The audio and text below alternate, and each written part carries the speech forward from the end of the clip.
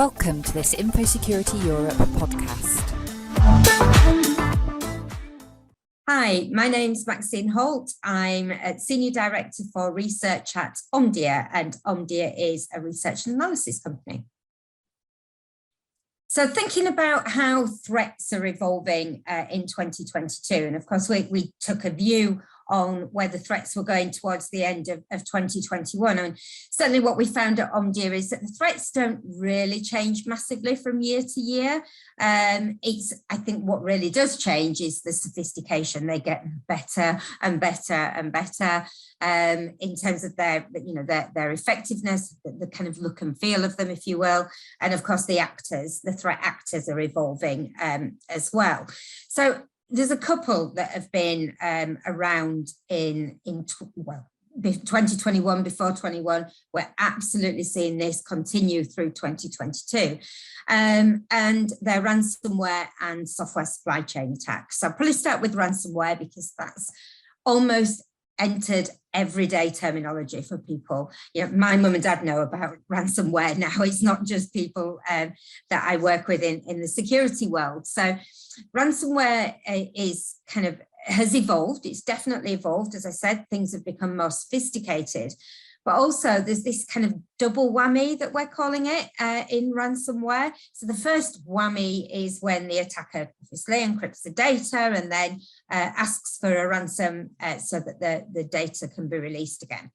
Of course, we all know that the data might not be released even if you do pay the ransom. So that's a risk that some organizations will or will not take.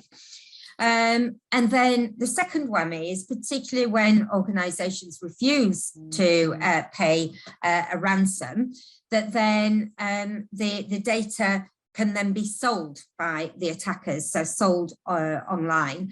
And that's, just an absolute nightmare, because then you're going to be frequently in breach of data privacy regulations, because the data will often be personally identifiable information or PII.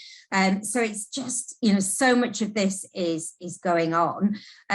We did a poll with Dark Reading, so Omdia and Dark Reading worked together in Informa Tech. And the poll that we took asked security professionals to what extent do they feel that they've got a plan in place to be able to deal with ransomware. And the plans, it was fewer than a quarter of organisations said, I feel confident in our organisation's plan to deal with ransomware.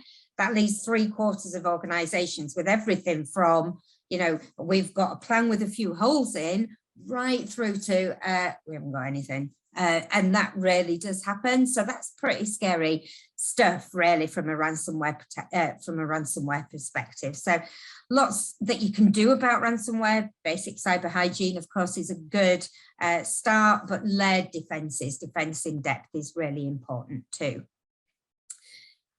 Software supply chain attacks, I mentioned that before. SolarWinds was around a year ago, going crazy, I think about this time last year, the beginning of 21, the end of 20. And they pay, really good dividends for attackers as well. They're increasingly sophisticated, as I mentioned before. The reason that they're so successful is that if the attackers are successful at kind of getting in with the supplier, the software supplier, to make changes to code or add some malicious software in there, then you, as an organization, you would trust your partner that is sending you updates to your code.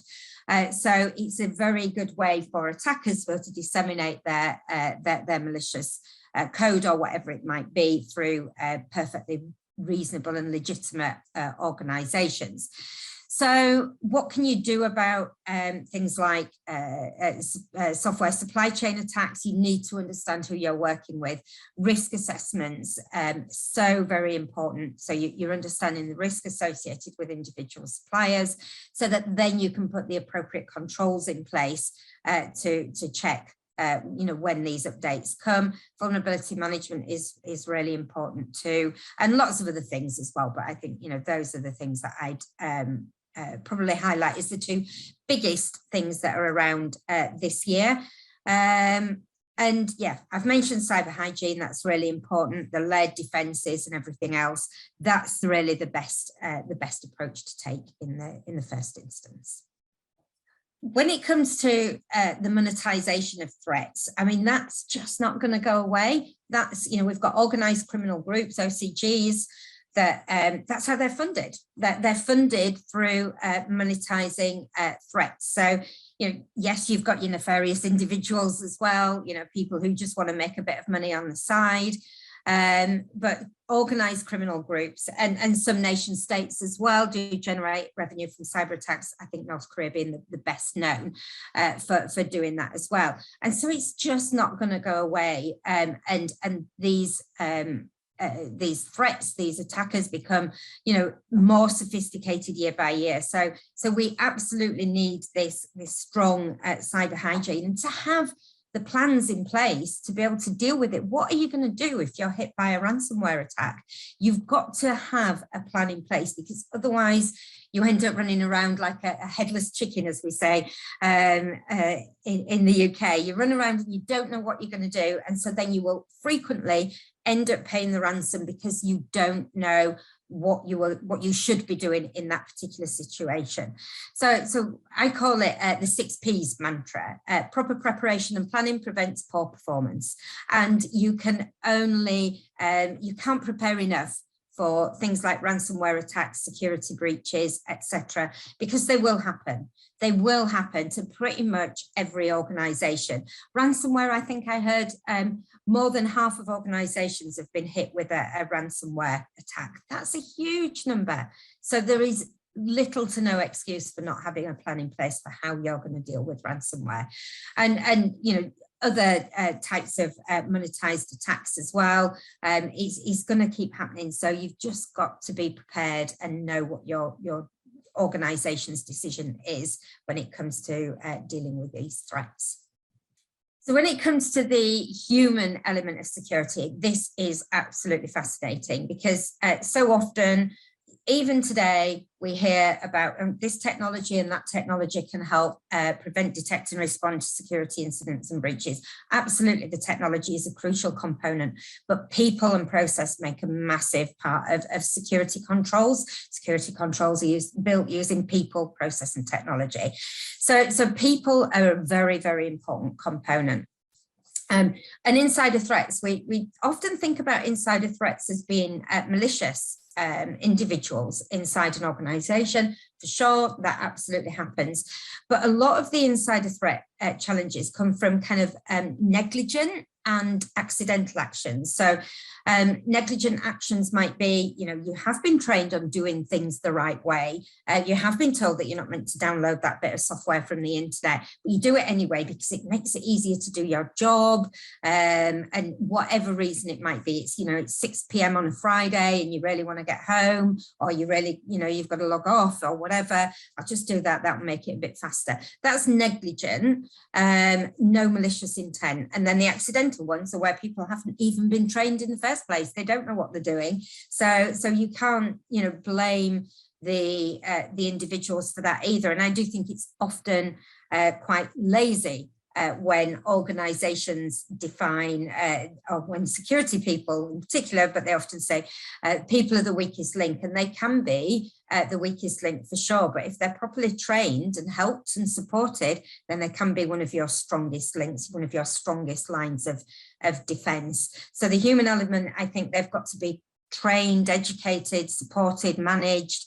And it's quite interesting nowadays. We used to think about the human element in the office. Of course, the human element, like I am today, frequently at home, or maybe you're in a coffee shop or whatever it might be, or maybe you're in the office.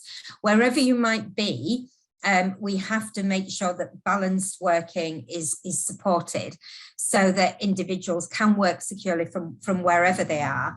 And it's just so important to help the individuals. Now, yeah, there's technologies that can help when it comes to security. So of course, awareness and education programs, not tick box exercises that frustrates people no end and something they feel like they've got to do whilst they're having a quick cup of coffee in the morning or whatever it might be, and then move on to the next thing. Training and education should be, from a security perspective, should be about changing behaviour, not just ticking a load of boxes. And then there's other areas that we could look at from a tech perspective to support the people and process controls that you might have in place. So things like multi-factor authentication, my apologies, MFA, PAM, privileged access management as well. Zero trust, we're hearing so much about zero trust right now. So yes, it's been around for a decade, zero trust, a decade or more, in fact.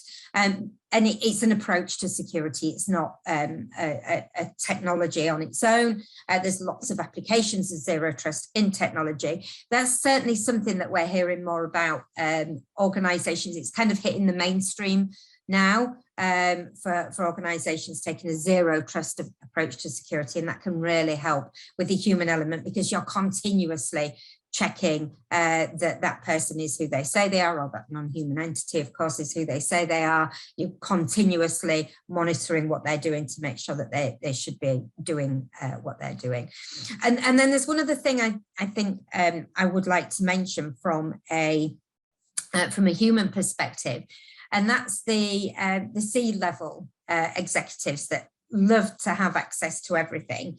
And I just don't think that can be the case anymore.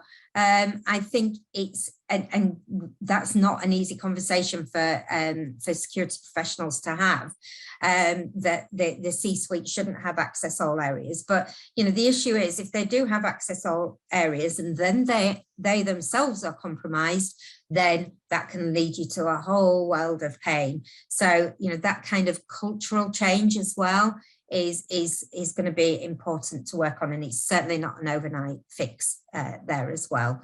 So yeah, lots to go at with the human element, I think, from a security perspective.